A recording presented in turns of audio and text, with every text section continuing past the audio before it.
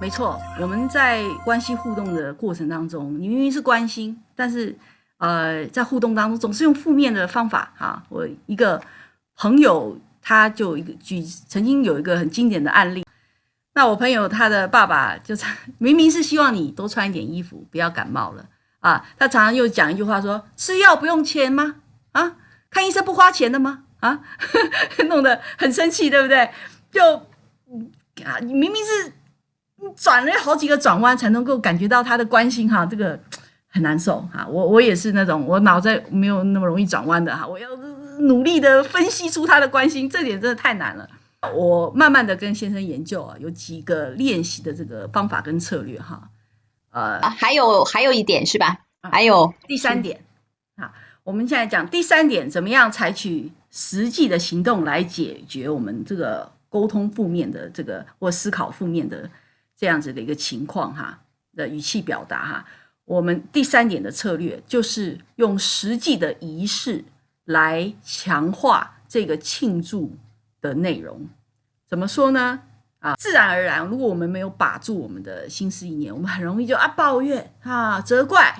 为什么没做好这个那样。但是我们都没有想到说，如果我们做好了，我们有突破，我们应该要庆祝，对不对？所以我不但就是在我们夫妻之间有这样特别是在跟比如说周围的人或是同工的互动，比如我们一起去参加冬令会夏令会参加门徒训练我们有一个目标，我们要邀请多少人或是怎么样，然后我们回来我们要庆祝一下，对不对？我们达到了我们的目标，我们在里面要怎么样进，然后我们就带了一瓶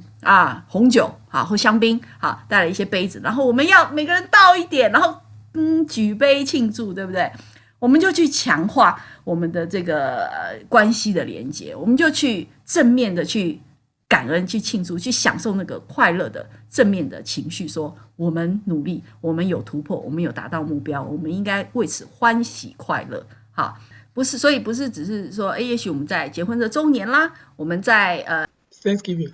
感恩节布道会感恩节布道会，对，就感恩节布道大会，我们请了讲员，然后我们做了邀请，然后有多少人信主，然后我们就应该要提出来感恩我们这个过程中的努力，我们的投入，我们有怎么样值得欣喜的应该要庆祝的部分或者年底我们同工要交接，我们要换了同工，那过去这一年大家怎么样的互相对不对革命情感，互相努力，互相支持，我们有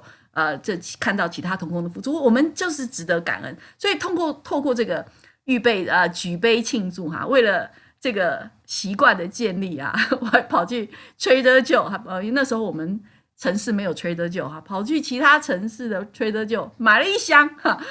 这个红酒或香槟特价一瓶得奖的红酒3.99块好高兴，买了一箱就每次就为了要养成这个习惯。你看你说不是师母怎么那么爱喝酒我说你们误会，我真的不是为了爱喝酒我是为了要调整我们的这个建立这个庆祝的文化，建立这个庆祝的习惯建立我们原来的这个去